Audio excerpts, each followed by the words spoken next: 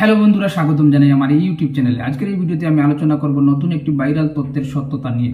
অনেকে social media প্ল্যাটফর্মে দাবি করে থাকেন ইন্ডিয়া গেটে নাকি ৯৫,৩০০ জন শহীদের নাম উল্লেখ রয়েছে, তন্মধ্যে ৬১,৯৬৫ জন শহীদ মুসলিম। তো এই তথ্যটি কতটুকু সত্য, আজকের এই ভিডিওতে আমি তা উদ্ঘাটন করার চেষ্টা করব এবং আমার সাথে থাকবে এআই অর্থাৎ আর্টিফিশিয়াল ইন্টেলিজেন্স। আমি আর্টিফিশিয়াল ইন্টেলিজেন্সের সাহায্যে এই তথ্যের সত্যতা যাচাই করার চেষ্টা করব। শুরু করা যাক ভিডিওটি।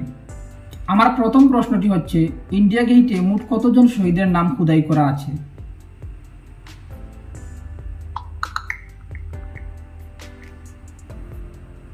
ইন্ডিয়া গেটে মোট ১৩,৩১৩ জন শহীদের নাম খোদাই করা আছে। এর মধ্যে ১২,৩৭০ জন ভারতীয় সেনা।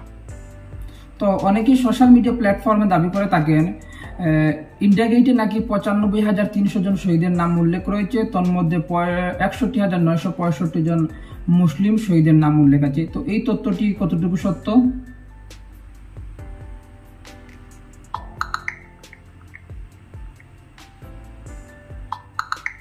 ইন্ডিয়া গেটে মোট ১৩,৩১৩ জন শহীদের নাম খোদাই করা আছে, তবে এখানে ৯৫,০৯০ জন মুসলিম শহীদের নাম আছে এমন কোনো তথ্য নেই।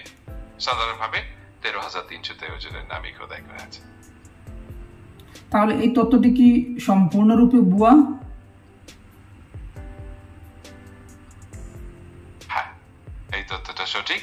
ইন্ডিয়া গেটে মোট ১৩,৩১৩ জন শহীদের নাম খোদাই করা আছে, আর এই সংখ্যাটা ঠিক আছে।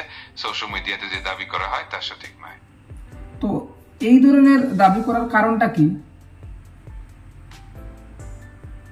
এই ধরনের দাবি সাধারণত ভুল তথ্য বা অজ্ঞতার কারণে ছড়িয়ে পড়ে, বা কখনো কখনো সেটি রাজনৈতিক উদ্দেশ্যে হতে পারে, কখনো বা ইতিহাসের প্রতি অল্প জানার ফলেও এই ধরনের ভুল ধারণা তৈরি হয়।